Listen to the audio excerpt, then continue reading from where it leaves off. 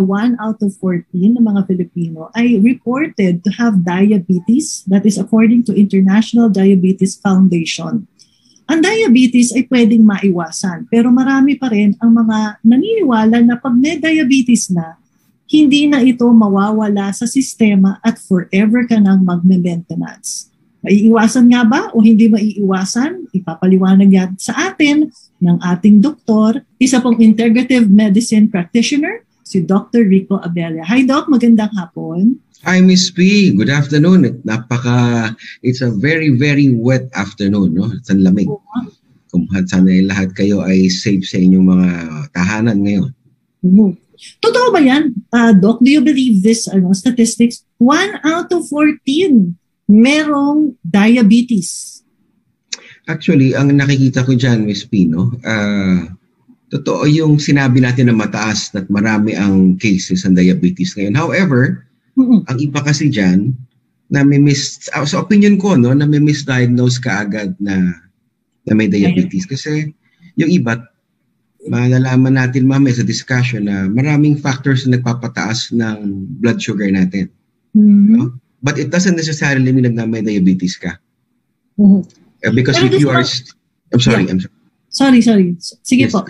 If you are stressed, whether it be emotional or physical, your blood sugar goes up. No? So factor pala yung stress. No? Oo, malaking factor yun. Lalo na kung talagang palagi kang nilulungkot o lalo na meron kang naging traumatic event sa buhay mo na nag-cause ng emotional stress, talagang tataas ang blood sugar mo and even your cholesterol. So, ang iba naman sinasabi diabetes ka agad and they're being given anti-diabetes meds right away, which I do not agree to. No? Yun yung mga yung sinasabi lang maintenance medicine ng mga bibigyan ka agad ng maintenance. For life yun. Iba. For life. Iba masyadong aggressive. Maintenance even for life. Yeah. So, actually binabanggit mo Doc na dun sa mga ngayon lang nakapakinig sa atin. In the past meron tayong mga discussions. So we start with defining actually ano ba yung diabetes talaga. Yes. Marami klase yan, Doc, di ba? Yeah. Basically ang dalawang general class ang diabetes may dalawang klase basically, yung type 1 and 2. Yung type 1 which is IDDM o yung insulin dependent diabetes mellitus, no? Yun yung diabetes na ina-attack ng immune system mo yung cells mo sa pancreas na nagpo-produce ng insulin, no? In other words, yung pancreas mo hindi nagpo-produce ng insulin kaya kinakailangan ng outside source to help your body recognize that sugar which is in your blood. Yes. Tama? Oo. Tama yun. Tama ka doon, Ms. P. Dahil unang-una, ang kailangan natin para ma-utilize at magamit natin yung ating sugar, yung glucose sa kinakain natin ay yung insulin natin. Sa type 1, ang problema, yung ating immune system mismo ang uma-attack doon sa islets na yun. No? Tinatawag islets natin sa pancreas and they are the cells responsible for producing insulin. Hindi malaman kung bakit eh. Well, sinasabi, genetics, your genes play a big factor, pero marami rin ibang factors niyan, no? Tulad ng heavy metals, no? Tulad ng parasites, maraming ibang factors niyan. Actually, ang isa sa mga sikat, Doc, na merong type 1 diabetes ay si Gary V. Alam natin yan, nagtutusok yan ng insulin. Yes. Kailangan niya ng insulin kasi hindi siya nagpo-produce ng sarili niyang hormone, ng sariling insulin, no?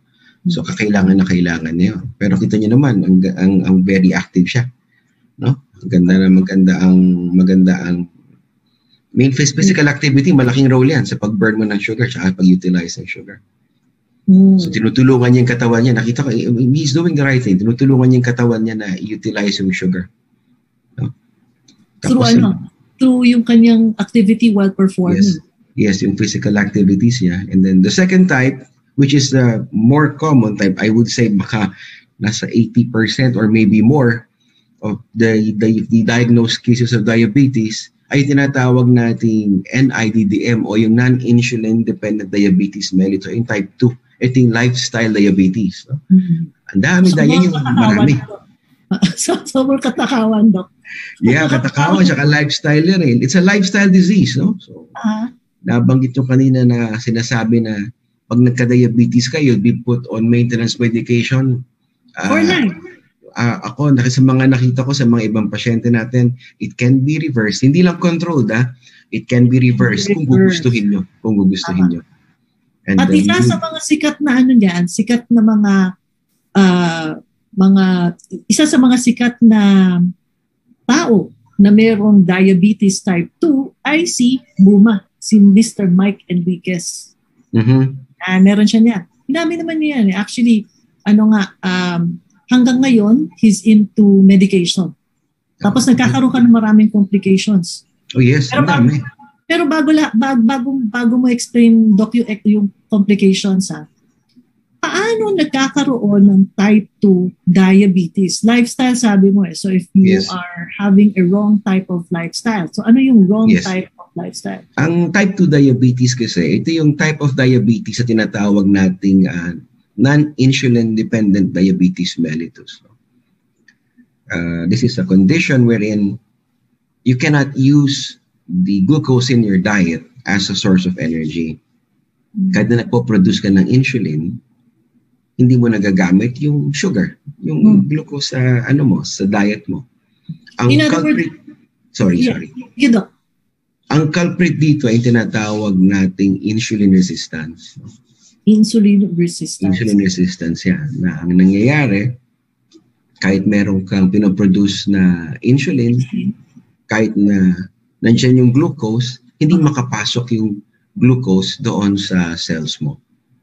Okay, so pag may kinain ka, for example, kumain ka ng pasta, that will be converted into glucose. Yes. Na i-carry supposed to be, process yan, tapos yung dami ng glucose na yan, ay magpo-produce din ang pancreas mo ng insulin. Yes. Para tapatan yung glucose na yon. Yes. To carry that glucose doon sa cells mo para magamit ng cells into energy. That is correct.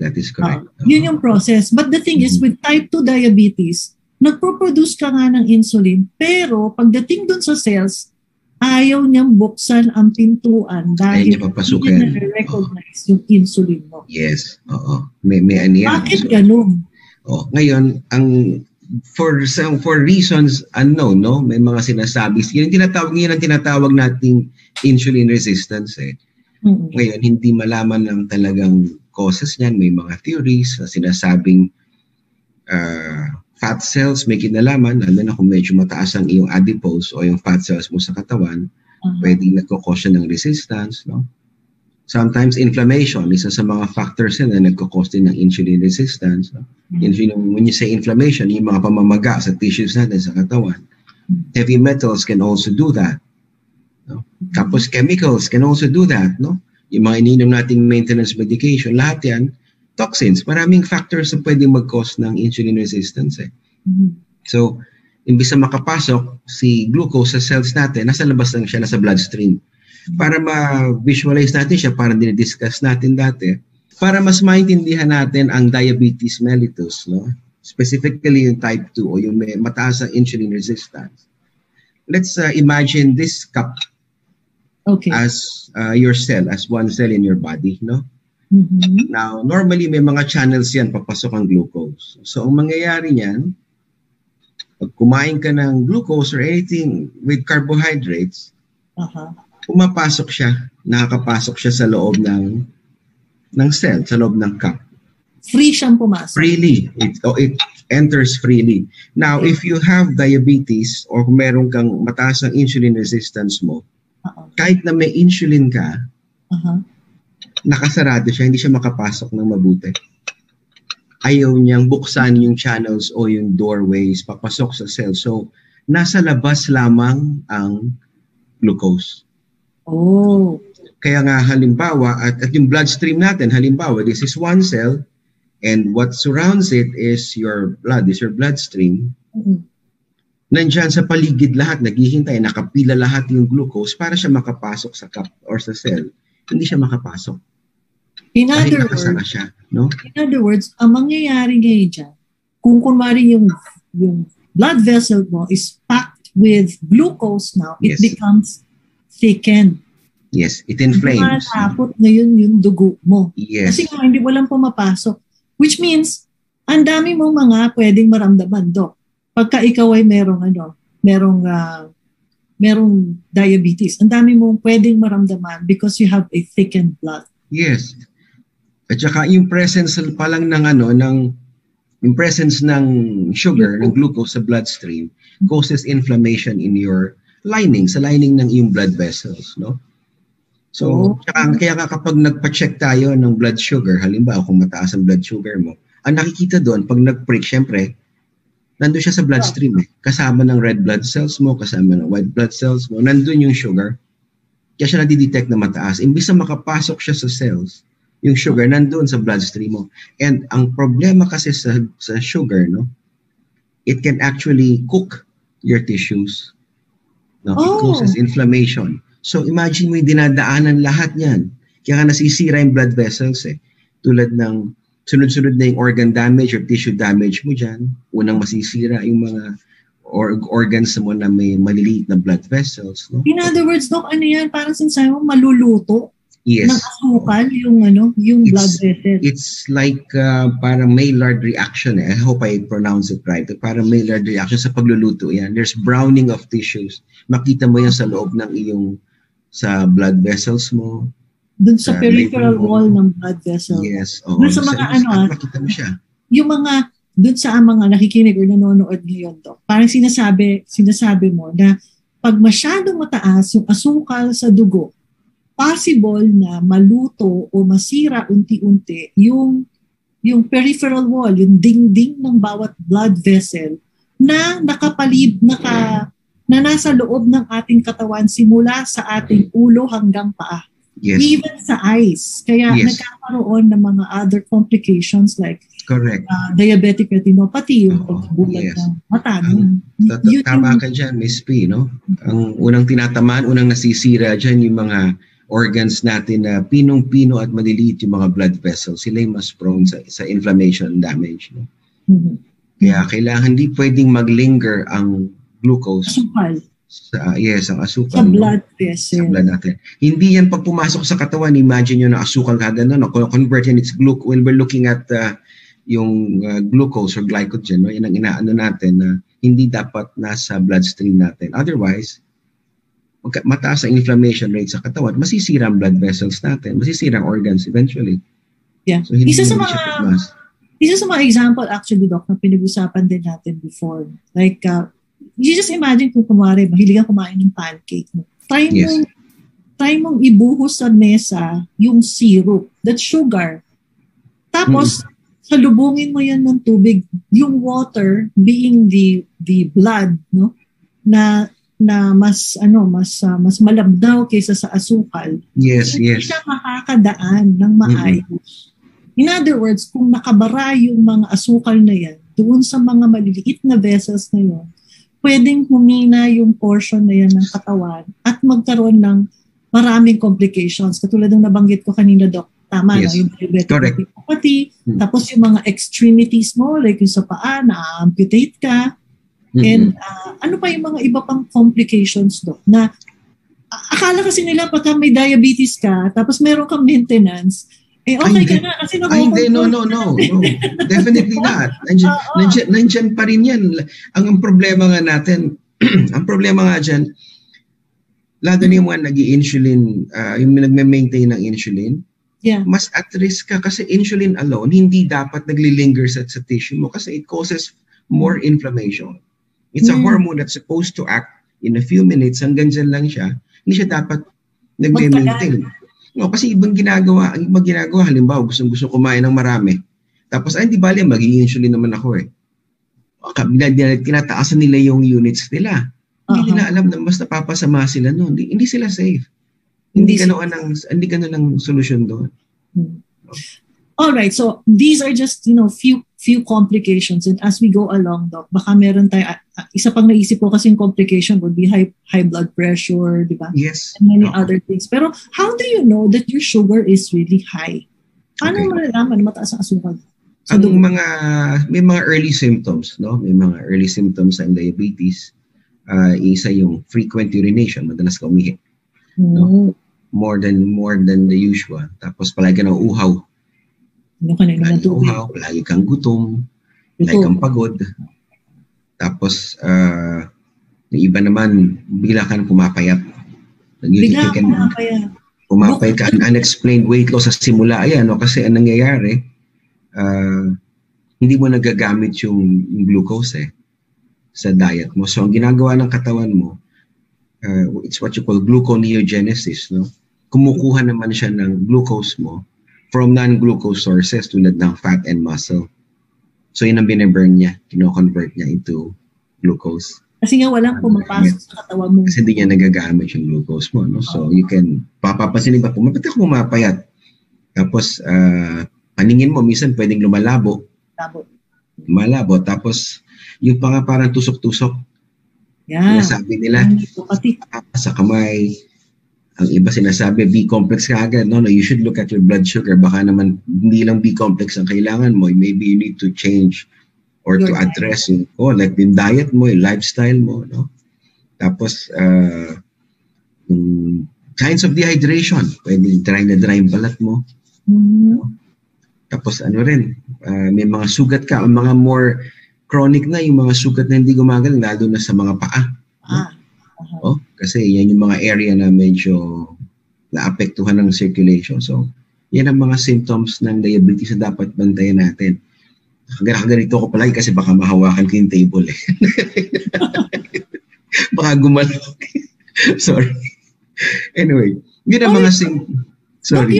Di ba? Explain lang natin ng konti yun dun sa yung flow yung pag-burn or how do we get our energy. Kasi importanteng malaman ng mga tao na ang una talagang it's not just sugar that we need to have energy doon. So importante malaman ng tao, Doc, na if I understand it right, doon sa binanggit mo in passing, parang ang unang binoburn talaga ng katawan is sugar, and then fat, and then muscle. Kaya, correct. Sabi mo na mas madaling pumayat ang mga diabetic kaysa or mas mabilis silang pumayat or pumapayat sila because yung glucose na supposed to be na nako-convert into energy, hindi nakakapasok doon. Ergo, ang na-burn nila is the fat and then the muscle. Tama? Tama yun. Idol talaga. Ay, nako. Idol talaga. Ano yan? Estudyante ni Doc Rico. Yes, parang alam ko parang papasok din yung ketogenic di ba? Kaya nga ketogenic diet, ganun So, ang nangyayari kasi dyan, we're talking about calories, no? Yung dito, calories. So, ang glucose kasi, it contains 4 kilocalories, no? Ang fat has 9, no? Ngayon, ang sequence kasi ng pag-burn natin, pag-utilize ng energy, ang unang nababurn natin sa diet natin ay yung carbohydrates, yung glucose natin. Yan, asukal and glucose. When you say asukal, glucose, no? It doesn't necessarily mean na makaisip nila yung white sugar, gano'n, no? But it's the end product ng digestion o pag-breakdown ng sugar o carbohydrates sa diet. So, ang unang nababurn ay yung glucose. Ngayon, pag marami tayong kinakain na asukal, na hindi naman natin nababurn o hindi naman kailangan ng katawan, ini-store yan sa katawan natin as fat. No? Kaya ang iba nag-gain ng weight dahil kain ng carbohydrates, tapos sa isipin ng katawan, hindi naman yan nababurn. So ini-store niya for future use. No? Na minsan yung future na use hindi naman nagagamit, naiipon. No? Ngayon, in the absence of glucose, pwede rin gamitin ng katawan natin ang fat at saka ang muscle. Ang susunod na pwede rin gamitin. Pero yung muscle hindi na. Kasi magiging skin and bone ka na nun. Yeah, totoo. Actually, ang fat, pwede mo siyang gamitin Mas mataas ang energy yield ng fat kesa sa sugar. Kaya nga yung mga nag-ketogenic diet, halimbawa, no, they're using fat as the source of primary energy source. No? hindi carbohydrates. Ano ba, Doc, ang intindi ko? Because some doctors still believe that you need sugar or yung glucose for energy. Pero I have read a lot of articles already na you don't actually need sugar sa katawan. You don't. No, you don't. No, you really don't. Mas mataas pa nga ang energy yield ng fat eh. Tsaka mas tutuusin we're talking about essential fats here, no? Hindi yung trans fats, hindi yung bad fats. Things that we can talk about later, no? Yung mga bad fats na yan tulad ng mga hydrogenated oils. But we're looking at essential fats, yung mga nagagamit natin, no? Mas nagagamit mo siya actually, mas mataas ang energy yield niyan at saka wala kang less ang inflammation mo sa blood vessels with essential fats kesa sa glucose o sa sugar. You really don't need to consume sugar for energy. No, you don't. So, Doc, kumari, diabetic ka, and then, for example, you want to really change your diet. Pwede ba itong gawin mo? I mean, can you do this? Yung tatanggalin mo na lang lahat ng carbohydrates mo, and then, or other source of sugar mo. You know, like, everything, no? And then, stay on that type of diet na... Yes, actually you can eh. Pwede yan. But pwede mong gawin yan dahan-dahan. No? Totoo yan. Challenging yun, Doc. Alam ko challenging, kaya nga idol kita eh. Kasi mahirap yung ginagawa mo. Mas mahirap yung nakikito diet. Mahirap yan. Kasi ang sugar kasi, pag kumakain tayo ng sugar, carbohydrates, merong tumataas yung production natin ng endorphins, or some mga happy hormones natin. Yeah. Kaya may craving tayo for sugar. But in reality, you really don't need carbohydrates as an energy source. You can be better without the carbohydrates. Although mahirap gawin yan, alam ko mahirap gawin yan. Tsaka yung mga diabetics, kung sanay ka sa diet na rich in carbohydrates, mahirap din basta-basta. Yeah, hanapin niya. Hanapin ang katawan niyan. Mahirap basta-basta alisin ang sugar sa diet. No? So it's, may transition, may phase yan eh. Yung transition mo. Dahan-dahan. Actually, ito kasi parang 3 days of no sugar, kakayanin mo yan. Pero on the 4th day, talagang magtitindi yung cravings mo sa sugar. So you really have to pass that stage for you to really get into a ketosis na. And then eventually, after nyan, on the 7th day, hindi ko alam bakit ganun, every 3 days nagkakaroon ng parang change, nagkakaroon ng change or hormonal change or chemical change yung katawan look for sugar. Tapos eventually, pag nasanay ka na, wala na yan. Pero the thing is, pag nag-keto diet ka minsan or madalas, nagkakaroon ka ng constipation. Yun. So, how can you actually address yung ganyan, constipation in addressing diabetes? May diabetes ka, news ka sa asukal, you went ketogenic diet ka, tapos ang kapalit naman is constipation. Kasi kung diabetic ka, ang mga possible causes ng constipation dyan, yung madalas, number 1 is dehydration. Second, yung tinatawag natin neuropathic causes, kasi yan lalo na pag prolonged ang diabetes mo, remember, inflammation damages all tissues. All cells, all tissues na damage na inflammation mo. So, posibleng ma-damage din yung mga nerves mo. Kaya ka ng tusok-tusok. Yeah, kaya tusok-tusok. And at the same time, yung iba, yung mga prolonged na nagkaka-constipation dahil nasabi nga natin kanina, dehydration kasi ihi ka ng ihi. And if you don't replenish that water at constantly palaging ihi ka ng ihi, remember, dehydration is one of the causes of constipation. That's one. Second, pag na-damage, nagkaroon ka ng neuropathy, hindi lang yung sinasabi natin neuropathy sa peripheral, sa kamay, sa paano. It's not just that. But it can damage all nerves in our body. Kung medyo prolonged na, medyo severe na yung years at saka mataas talaga. Sustain ng blood sugar mo na mataas ang blood sugar mo sa bloodstream mo, pwede ring ma-damage yung mga nerves mo na nagre-regulate at nagko-control ng bowel movement mo. Kaya mapapansin yung ibang diabetics, very sluggish ang bowel movement. It's neuropathic. Oh. It's one of the causes, no? So, tutulungan natin yan.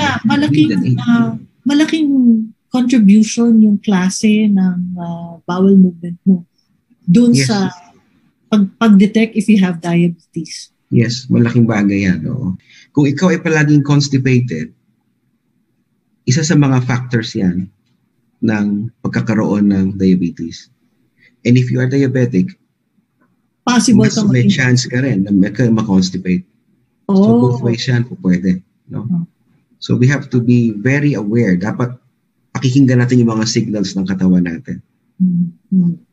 So importante yun. Dapat alam natin na it can be reversed and there are many things that we can actually do to reverse diabetes. Naku, pasensya dun sa mga kaibigan natin, mga doktor na naniniwala na pagka ikaw ay diabetic, bibigyan ka ng maintenance medicine and that will be your medicine forever.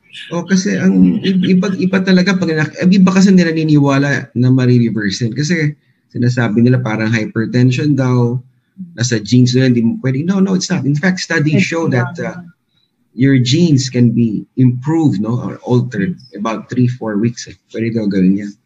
Tapos, ano pa dyan, ang katawan mo has the capacity to heal and repair itself. Yes. But you have to help your body. Hindi nyo pwedeng ituloy yung lifestyle nyo, which caused the problem in the first place. Tapos, babanata ng maraming maintenance, tapos expect nyo gumbalik kayo. Hindi mangyayari yun. Hindi mangyayari. At saka, di ba, for example, like these maintenance, no, mura nga siya, pero it can actually damage your liver, your kidneys, and eventually, ganun din ang mangyayari. Pagkakaroon ka ng chronic kidney disease, dialysis ka, pero kung nagbago ka sana ng diet mo, hindi ka na aabot dun sa punto na you need to give up doon sa health ng kidneys mo and your liver. In fact, in diabetic nephropathy na yan, hindi lang yung sugar na nagkakos ng damage doon sa kidneys mo but also your maintenance medication. So, sinasala. Yun ang problema kasi remember ang malaking load sa paglilinis, pag-aalis ng mga sabihin natin mga byproducts niya ng mga drugs na yan ay yung kidneys natin. And if you are taking drugs tulad ng metformin is known to damage your kidneys. If you are taking cholesterol-lowering drugs, tatamaan naman ng liver mo and also your kidneys. If you're fond of taking painkillers, sisira kidneys mo. So, sira din kidneys. Kailangan talaga. Ginagawang M&M's, Doc, yung painkiller. Yeah, ginagawang? M&M's. Mahirap. May kilala akong ganyan Hirap na hirap ako sa kasi medyo matigas ang ulo, mahirap. Kaya nga, isa sa mga malaking factors yan pa pala, nakalimutan natin sa healing, yung tigas na ulo. Kung matigas ang ulo mo, hindi ka talaga gagaling. No? Okay, Doc. Ito, there are blood tests na ginagawa. Yung FBS at saka HbA1c. Yes. Yung FBS, sabi nila, hindi naman automatic when you have high FBS, itong fasting blood sugar. Yes. Pag mataas yan, hindi naman ibig sabihin you have diabetes immediately. No, pwede ba pag nagpa-test ako, HbA1c na agad? Hindi, kasi HbA1c goes up and down also. Iba sinasabi ng iba kapag diabetic ka raw, palagi mataas sa HbA1c mo. Pero sa mga nakita ko sa patients natin na tulungan natin makorek ang diabetes, even HbA1c goes down. No? Okay. Ang FBS kasi ano lang yan Sorry. Parang within 48 hours lang ata o 24 hours of sugar. Ang FBS kasi, maano mo yan, kaya fasting blood sugar, actually 10-12 hours, bumaba na siya, dapat maalis sa umalis sa bloodstream yung sugar So pag kunwari, kumain ka ng ice cream ngayon, bukas nagpa-test ka, mataas yun. Lalo na, apektado rin yan ng diet mo the night before. Tsaka yung stress levels mo. Lalo na kung wala kang tulog, mataas ang blood sugar mo Kung ikaw galit, mataas ang blood sugar mo. But it doesn't necessarily mean na may diabetes ka. Yung stress could be also mean yung sobrang exercise. Yung talagang physical stress. Tumataas din yung yung sugar mo. Yes. Kasi 'di ba, pagka nag-exercise ka, Doc, 'di ba yung parang meron kang stress hormones. And your stress hormones need to have more sugar. Kaya nagpo-produce ka ng insulin. Yeah, cortisol. Yung specifically yung hormone mo na cortisol, no? Pag palagi kang stress, yeah. So yun yung pwede makapagpataas din ng asukal mo sa dugo. Yes. Oh. Kasi once ang pag tumaas ang cortisol, sabi niya sa katawan mo, oops, you need energy. You need quick source of energy. And quickest source of energy, bread. Instant is glucose. So, produce ka ng glucose. Lalabas sa katawan mo yan. Oh, okay. So pag constantly stressed ka, naglilinger sa katawan mo ngayon yung glucose, palagi nandyan. Di ba? Hindi nawawala. Kasi yung isasabi ng katawan mo, kailangan mo energy palagi. So, di ba? Kaya yung sinasabi, Doc, na yung mag-exercise ka. Hindi kumpleto yon. Dapat yung exercise na gagawin mo is not an exercise na nagha-huff and puff ka. No? Dapat it should be an exercise na ma-raise mo lang yung iyong ang pagkakaintindi ko, no? You should just raise your average, kung hindi ako nagkakamali, yung cardiac rate mo to a certain degree na... Tapos pag na-reach mo na siya, tapos parang napagod ka na, relax ka na. Yeah, because about 30, 40 minutes, 45 minutes, tama na yun eh. Pwede na yun. Maintain yung steady pace. Maglaglang yung mga 30 minutes na every minute papahinga ka. Hindi yung gano'n, no? So dapat yung continuously, maintain mo yung steady heart rate mo na for about 30 to 40 minutes, 45 minutes. Not to the point of exhaustion na delikado yun. Yung huffing and puffing. Yung huff and puffing and I'll blow your house down, mahirap yun, no? Blow your house down, wala na, patay ka. Marami ka ng mga pasyente pumupunta sa iyo na may mga diabetes, I suppose. How do you treat them? Ang diabetes kasi, tulad ng hypertension yan or even heart disease, these are what you call lifestyle diseases. These are reversible diseases. Ulitin ko ha, reversible. Pwede natin i-correct yan. But, para magawa natin yan, well, kailangan tulungan niyo ang sarili niyo. May mga bagay tayo na hindi dapat ginagawa. May mga pagkain dapat iniiwasan. Para, kasi una-una, yan ang mga naging sanhi, yan mga naging causes ng sakit natin eh. Holy, paborito mong pagkain. Yun yung naging sanhi ng sakit. Yeah, kung pwede yan, no? Lalo kung mahilig ka sa manatamis, mahilig ka sa mga bad fats, no? Mahilig ka magpuyat, mahilig ka uminom ng alak, o paninigarilyo, halimbawa, all of these are factors na pwedeng makasira sa katawan mo. So, para makorek mo yan, of course, you have to change yung lifestyle mo. Second, you have to change your diet. You have to adapt a healthy lifestyle, healthy diet, no? Ano yan eh, parang paradigm shift ang mangyayari dyan, no? Iwasan. Tulungan din natin sa nutrients. Kasi ang kailangan natin sa katawan natin para sa repair tsaka sa restoration ay yung tamang nutrients, no? And when I say nutrients, it doesn't necessarily mean just the food we eat, but ang diabetes kasi, no, tulad ng hypertension, tulad ng heart disease, tulad ng gout, no, these are what you call lifestyle diseases, no? Gout pati? Yeah, basically. Yeah, alam mo, expert ako dyan eh. Best friend ko yan for a long time eh. Sabagay. So ngayon, lahat yan, pwede nating i-reverse, pwedeng i-correct. No? Ulitin ko ha, you can reverse these diseases. Hindi lang control, tulad ng sinasabi natin dati, no, conventionally, ng pagkakaalam namin dati, na i-control mo lang siya with medication. In reality, you can reverse these diseases. You can get rid of them permanently. Pero, magtutulungan tayo rito. Merong sacrifices involved. Hindi tayo pwedeng kakain pa rin lahat ng gusto natin pagkain, inom ng alak, maninigarilyo, yung dating lifestyle mo, babaguhin mo yan. Hindi pwedeng nandyan pa rin siya tapos expect mo na gumaling ka using drugs. No, it's not gonna work. Tandaan natin, ang drugs o yung maintenance medication natin, these are just remedies, no? Parang band-aid effect lang yan eh. Hindi siya yung tapal system lang yan para mawala yung symptom, no? When I say remedies, ang ginagawa lang niya, kung mataas ang blood sugar mo, papababain niya. But still, you yes, still have diabetes. However, ang problema natin, yung mga drugs na yan, meron side effects yan, lalo na kung matagal nyo nang ginagamit. Pwedeng masira ang kidneys nyo, masira ang liver nyo, magkaroon kayo ng tumaas ang inflammation sa katawan, and so on. Marami siyang pwedeng gawin. Ngayon, ang aking approach dyan, which, itong approach natin, ginagawa natin sa marami, no? And it works. No?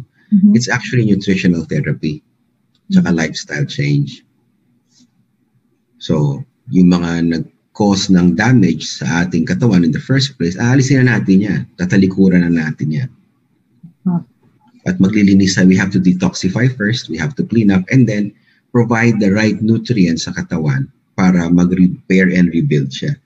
Remember, ang nutrients na gagamit natin as raw materials for rebuilding and restoration. Restoration. Yes, kailangan natin yan ng nutrients na yan. But before anything else, kailangan maglinis tayo. We have to detoxify. Yung fiber can actually help in detoxification, including diabetes? Oo, ang fiber din kasi, no, napakaganda ng, I'm sorry, ang fiber kasi, not only does it act as a broom, o kaya sa colon natin, panglinis, no, but it also absorbs like a sponge sa excess sugar and excess fat sa diet natin. No? Kaya nga, that's why I always recommend a very good product is Fiber Health. I always recommend Fiber Health. Before meals, no? Napakaganda niya, lalo na kung diabetic kayo. Proven yan. Hindi, ako na-experience ko sa Fiber Health. This is really something that I would like to tell Fiber Health also, Spectrum Natural. I have been taking Fiber Health for a long time. Before many years na. And then for some reason, nag-stop ako. And my bowel movement has never been as good as at the time nang nagtitake ako ng fiber. Hindi siya habit-forming. Normal din naman. Kaya lang, I wasn't really that satisfied until meron na naman ako Fiber Health ulit. So parang feeling ko parang, wow, ang dami ko palang mga kinakailangan tanggalin sa katawan. So, yung fiber talaga ng Fiber Health, Doc, masabi ko lang, hindi siya yung hindi siya yung siya, talagang lilinisin niya yung colon mo. Hanggang hindi lang dun sa parang pinakabuka na, yung talagang loob. Ano ba meron sa Fiber Health? Ba't ganun? Ang Fiber Health kasi, hindi na siya basta fiber supplement. Meron din siyang tinatawag nating probiotics, no? Ang probiotics, ito yung good bacteria.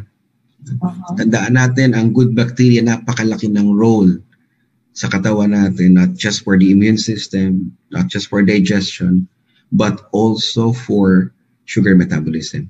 Sugar metabolism. Napakalaki ng role niyan. Ang laki ng role niyang ating good bacteria. In fact, sa ating mga treatments, sa mga ating programs na binibigay, for diabetics and for those with heart disease, even for those with cancer and autoimmune diseases, kasama palagi ang probiotics. Sa Fiber Health, napakagandang partner niyan sa treatment ng mga ganong health conditions. No? Tapos Fiber Health, meron din kasing Fiber Health, meron din siyang tinatawag na enzymes. No? May fructooligosaccharides din siya, may prebiotics din siya. So, it's actually... Alam mo yung saccharides na yun, hindi ko talaga makakuha. You say fructooligosaccharides. How do you say it? Fructooligosaccharides. Yun, okay, ikaw na lang. FOF. Ano yan? Maganda pampaganda ng balat yan. Talaga? Yeah. Oo, pampaganda ng balat yan. Di ba nahalata? Halata? Natanggap mo na ba? Natanggap mo na ba, Doc? Ayun pa yung sa likod, Doc. Ayun sa likod. May laman pa ba yan? Actually, may ilan pa. Nagamit mo na ba? May ilan pa. May nagamit. Yun ang ganda ng Fiber Health. Nandun na lahat. You have your fiber, you have your probiotics, you have your enzymes, prebiotics, fructooligosaccharides. Andun na lahat. I think it's the only product in the market that contains all of those that I mentioned. No? Kasi karamihan, puro fiber lang, no? Ang fiber alone, actually, without the probiotics and without the enzymes, can actually contribute to constipation, no? In reality, no? In reality. Ako, bukod sa Kaya kailangan talaga i-correct natin lang. Hindi lang kapag may constipation kayo, hindi basta fiber yan. You have to correct everything. Your hydration, pag-inom ng tubig, your activities, yung kinakain nyo. Maganda kay fiber health. Pag-inom nyo na, sama-sama na lahat. Ang kulang na lang yung physical activity nyo. Tsaka yung pag-inom ng tubig. No? Exercise 30 minutes lang. 30 minutes walking. You have to move. 30 minutes move. We are made to move. Tsaka ang babalik tayo sa diabetes. Yes. If you take fiber health 30 minutes before every meal, mapapansin nyo, kahit sa mga patients ko, bumababa talaga ang blood sugar nila. Yung iba nga, umiinom pa ng mga twice a day, thrice a day, yung mga after every meal nilang mga gamot. Minsan, once a day na lang, minsan naaalis pa namin. Kasi nagko-correct ang katawan eh. But of course, kasama dyan, babantayan nyo ang pagkain nyo. You have to choose what you eat. Hindi pwedeng lahat ng kinakain nyo, inom kayo ng mga 3-in-1 coffee, inom ng mga cakes, inom ng cakes. Inom pa pagkain ng cakes, ice cream, mga white rice, babawasan natin lahat yan, mga tinapay, alisin natin. We have to choose. Binanggit mo yung rice. Yes. White rice is not okay. Yes. Colored rice, pwede? Yes. Mas maganda kasi sa black rice or brown rice or red rice, no? Yan yung unprocessed rice. Bababa ang glycemic. Wala siya masyado. Yan, glycemic index niya, well, mas mababa at saka hindi siya nagkakos masyado ng spike ng sugar. No? When you say spike ng sugar, yung white rice kasi is actually refined sugar, no? Pag kumain kayo ng white rice, in a few minutes, taas kagad ang sugar niya. Oo, sandali lang yan. Lalo na kung mahilig kayo sa mga jasmine rice, kung taas ang glycemic index niya. Jasmine rice, no? Taas niya. Lang siya, aromatic pero... Aromatic siya, pero ang glycemic index yan, parang table sugar, ha? Ganun kataas yan. Table sugar, oh my gosh. Ganun kataas wheat bread. Ito, may mga nagtatanong. Wheat bread, pwede wheat bread? Ang whole wheat bread, I really don't recommend. Ako mas gusto ko pang kumuha sila ng mga whole grain o multigrain kaysa whole wheat bread kasi whole wheat bread has actually high glycemic index. No? Kaya alam niyo yung tinatawag na wheat belly. Nalakihan siya because of common intake frequent intake ng wheat products. Mas gugustuhin ko pa yung whole grain or multigrain or maybe brown bread or maybe yung mga ginagamit ng sa mga Middle Eastern bread, yung walang masyadong sugar, yung mga, anong tawag mo lang? Chapati? Chapati. You can make your own chapati, actually. Mas maganda pa yun, no? Kaysa kumakain kayo ng mga whole wheat bread. Mas mataas din ang glycemic index nun. Yes, you have fiber sa whole wheat. And there's really no such thing as whole wheat bread. Mas may fiber nga siya, pero at the expense of yung mataas carbohydrates niya. Yeah, yung glycemic index. No? Alright. Ito may mga questions tayo dito, Doc. Sabi niya, sign daw ba ng diabetes ang dagdag sa timbang niya? Ang weight gain kasi, mapapansin nyo yan, kapag kayo ay gumagamit na ng insulin o kaya nagme-maintenance medication, no? Especially insulin. Sa simula, mapapansin nyo weight loss. But then, with insulin use, mag-gain kayo ng weight kasi ang trabaho ng insulin, number one is to help you use up the sugar sa diet, and then kung marami kayo pa rin kinakain carbohydrates sa diet nyo, isa pang action ng insulin is to enable your body to store fat in your liver, in your muscles, and in your fat cells storage. In other words, pwede ka rin magkaroon ng fatty liver. Yes, fatty liver. Kasama yan. Pwede mag-develop into gallstones. Yes, totoo yan. Basta sa mga factors yun ng gallstone formation natin. Ay, grabe, no? So parang salasabot pala yan, no? Sunod dyan. Oo. Isang klase lang ng pagkain can cause you a lot of diseases pala talaga. Sunod-sunod yan. At saka pagkatapos yan, kung diabetic ka, mas at risk ka for hypertension. Of Yes, course, hypertension and heart disease, no?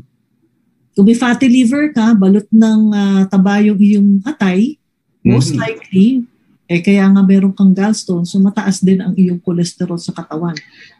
Remember, ang diabetes, if untreated, can actually cause weight loss dahil hindi nako-convert ng katawan yung food sa energy, no? Tsaka hindi siya nakapag-store. So that's why you're losing weight. Yeah. Okay, ito Doc. Si Aaron naman, 37 years old. Pamilya daw sila ng mga diabetic. Na-try na daw niya ang Fiber Health. Maganda daw yan sa katawan. Pwede daw ba itong inumin ng anak niyang 7 years old? Pwede ba ito sa bata? Oh yes, pwede. Even for younger kids po pwede yan. In fact, ang isa kang pwedeng gawin, it's actually safe even for pregnant women. No? Even for kids. Yeah, even for kids, binibigyan natin yan, pinapahalo, pinapatanggal ko sa capsule. Kasi probiotics yan eh. Multi-strain pa yung probiotics niya. Yeah. Huwag lang sa mainit, Doc, di ba? Yeah, yun dapat, yeah. O, yung ano lang, yung room temp lang. Para hindi tinatawag mo ano yung may term for denaturation, parang ganun yung masira yung enzymes ng Fiber Health, no? Pwede yung tanggalin sa capsules yan, pwede yung ilagay i-dissolve sa milk formula ng bata, no? Pwede halo sa pagkain para dumami ka agad yung good bacteria. In fact, sa mga naging patients ko noon sa Cavite, pag may nagpupunta palaging may mga sakit yung mga bata, maubot, sipon, kasama siya palagi sa recommend ko, mga maliliit na bata. Kasama siya palagi. Hindi ako nagpe-prescribe ng mga antibiotics kaagad unless makita ko talagang merong may infection. Kasi iba bibigyan ka agad antibiotics eh. No, you don't do that. Ang gagawin natin, palakasin yung immune system at para makalaban yung bata. At hindi siya masaktan. You give the right nutrients, you give vitamin C, and then you give probiotics, napakalaki. Instead of giving antibiotics, you give them probiotics. No? Yan ang secret doon. Pwede. Para labanan yung mga bad bacteria. Yes. Alright, eto, mahilig daw siya sa mga matatamis. Pwede daw ba siyang maging diabetic kahit wala silang lahi ng diabetes? Ang pagkain kasi ng matamis, ng sugary foods, no, walang direct correlation yan eh. However, kung mahilig ka sa matamis, isa sa mga factors yan sa pagkakaroon ng diabetes. No? Kapag mahilig ka sa matamis, you have a tendency to store fat. No? And pag nag-store ka ng fat, tumataas ang iyong insulin resistance. Pag magkaroon ka ng insulin resistance, that becomes your type 2 diabetes. So, pagkain matamis, yun ang babantayan natin. No? Kung ikaw mahilig sa matamis, well, number one, kung matamis, check nyo rin yung sugar na kinakain mo. Kung matamis na kinakain mo ay puro artificial sweeteners, no? Puro high fructose corn syrup. You have to check yung labels. You have to check the labels of everything that you buy. If it's high fructose corn syrup, isang mas malaking factor na sa pag-form ng diabetes, sa pagkakaroon nyo ng diabetes. No? Yung mga binanggit ko, Doc, diba? Yung labels, you have to check the labels. Para lang mabigyan ng konting giya o guidance yung mga nakikinig o nanonood sa atin. Yung, siguro yung ending with O's, glucose. Mga ganun, mannose, mga dapat iwasan nyo, no? High fructose corn syrup, or HFCS, madalas lumalabas, or some hide it under sugar syrup. There are French fries, Doc, na they have dextrose. Nahaluan nila? Why? Para daw maganda yung kulay. Hindi, promise. Mas maganda yung kulay kasi remember, sugar causes browning eh.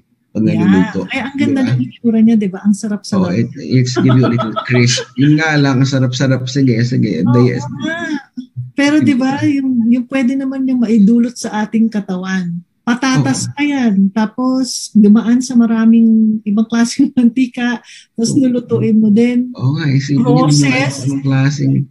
Tapos kakainin nyo yung mga fries ng mga commercial na hindi nyo alam kung talagang patatas yan. Tapos, hindi pa nga nabubulok yan eh. You have a story na binanggit dati, di ba? Yung kwento nung sa kotse. Sa kotse. Tapos. Dati kasi, matagal na yun, hindi ko na ginagawa ngayon yan. Pero yung sabihin, kumain ng French fries, ito. Kumain ako drive-thru, kumain ako French fries, di ba? Tapos, siyempre, kami nahuhulog. May nahulog na So, ugali ni Doc yung maglinis ng kotse talaga. Charot. So, nakalimutan ko na siya. Ngayon, siguro ilang buwan na nakalipas, no? Pagtingin ko sa ilalim ko, nag-check ako, baka may nahulog na coin. So, pagsilip ko, uy, andito pa yung French fries. Andito pa yung fries. Sabi ko, ba't hindi nabubulok? Hindi bulok, sabi ko. Same ang itsura. Ganun pa rin itsura niya. Medyo nag-shrink na ng konti, pero ganun pa rin itsura. So, hinagis ko doon sa mga langgam. Ayaw kainin ng langgam. Yung fries. Tapos, sabi ko, juicy naman itong mga langgam na to. Anyway, tapos, two things lang ang ano nyo ron, it proves two things. Number one, loaded ng preservatives yung mga French fries. Ayan. Hindi totoong pagkain yan. Hindi nabubulok yan. So, puro preservatives yan. Yung second, hindi ako naglilinis ng kotse. So, kasi buwan ng binila. Yeah. Alright, Doc. Ito, ilan daw ang dosage ng Fiber Health na dapat inumin kung ang isang tao o pasyente ay may diabetes? Ako, ang nire-recommend ko kung may diabetes, I recommend 2 hanggang 3. Let's start with 2 capsules 30 minutes before every meal. Dapat mas malapit sa intake ng pagkain, mga 2 capsules 30 minutes before every meal. That's 3. That makes about 6 capsules a day, no? Pero kung talagang mataas ang blood sugar niya, you can increase up to 3 capsules 30 minutes before every meal. You do that siguro for a month initially, and then we can reduce depending on your body's reaction, kung mababa ang blood sugar mo. Maybe we can reduce to 2 eventually, or maybe 1 capsule kung maganda, kung bumaba ang sugar. Yan yun ang akin nire-recommend. So parang detoxification mode yun eh. For the first 2-3 weeks, maybe a month, you take 2 capsules 30 minutes before every meal, and then we can reduce after. Ako, 4 nga ng 4 eh. Kaya ako lang 5 minutes lang. 4 nga ako ng 4. 4 in the morning, 4 in the evening. Pwede wala namang rule talaga yan, Miss P, kung pero ako nakikita ko, mas malinis ka, mas maganda eh. Oo, mas malinis, mas maganda. Kaya yung sinasabi, kung mataas ang blood sugar mo, take 3. Maybe take another 2 capsules at bedtime para sa gabi. Kasi papasin ko sa gabi, hindi ko maintindihan kung bakit, maybe it could be hormonal, no? Bago matulog, maganda blood sugar. Paggising nila, very common, tumataas eh. Tumataas siya. Dok, ito, nakakatulong ba sa pagkakawalan ng appetite, lalo na sa matamis or carbohydrates, ang Fiber Health? Actually, it can help. No? Actually, ang isa sa mga reasons ng cravings natin for sweets ay yung resident yeast natin. Meron tayong yeast sa katawan na ay umalis kahit anong gawin natin eh. No? Okay. Kapag diabetic ka, mas dumadami sila kasi tuwang-tuwa sila sa sugar eh. Especially if you're fond of eating dairy products, eating sweets, carbohydrates, yung yeast natin dumadami. No? Candida. No? Pwedeng dumami. Hindi sila umalis kahit anong gawin natin, lalo sa mga babae, palaging meron. Ngayon, paano daw? Hindi nga. Akala ko mga babae ay umalis. Teka lang, ulitin mo ngayon daw. Ulit ako. Parang nasa ako bigla. Ano daw yun? Yung mga yeast, naguluhan talaga. Ulitin mo. Hindi, kasi ang yeast, mas marami yan, mas nagsa-thrive sila sa babae, no? Oh, okay. And if you're fond of eating dairy, if you're fond of eating sweets, nagsa-celebrate yan, tuwan-tuwa sila, dami lang kinakain. Gusto ng yeast. Kaya mas madaling tumaba ang mga babae. Yeah. Ang yeast kasi, it produces tinatawag mong biochemicals na nire-release nila sa bloodstream na sinasabi sa katawan natin, feed me, give me more sugar, eat some more. Yan ang gusto ko ng action nila.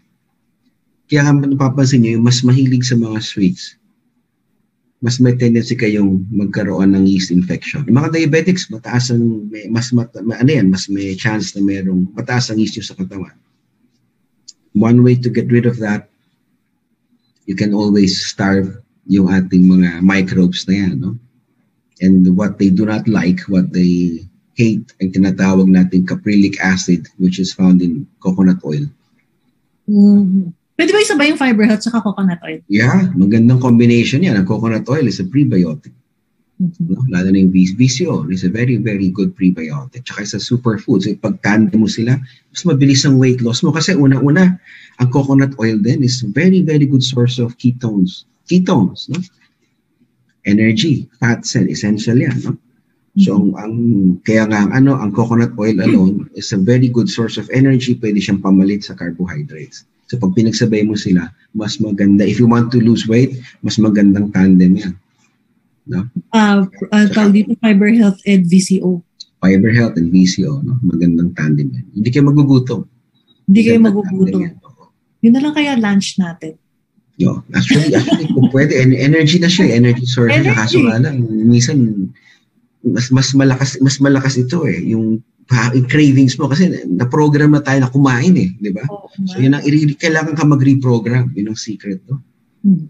Mahirap mag-reprogram. Okay. Any last words, no?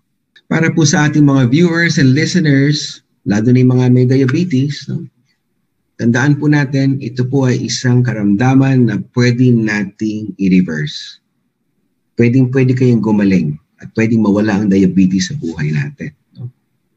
Ang kailangan lang po natin ay tulungan ng ating katawan, aalisin natin yung mga nakakasama na pagkain, babaguhin natin ang lifestyle natin, yung mga bisyo dapat alisin. No?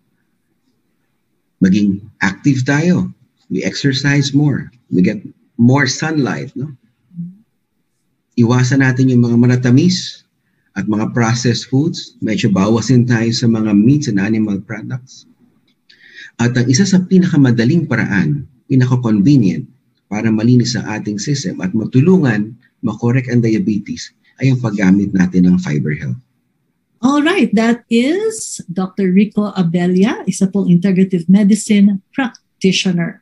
Sa susunod naman, pag-uusapan natin kung totoo nga bang nakakatulong ang mga probiotics para palakasin ang ating immune system. On our next episode, abangan po kami muli. Ito po si Miss P, Princess Javier Castro. Until next time.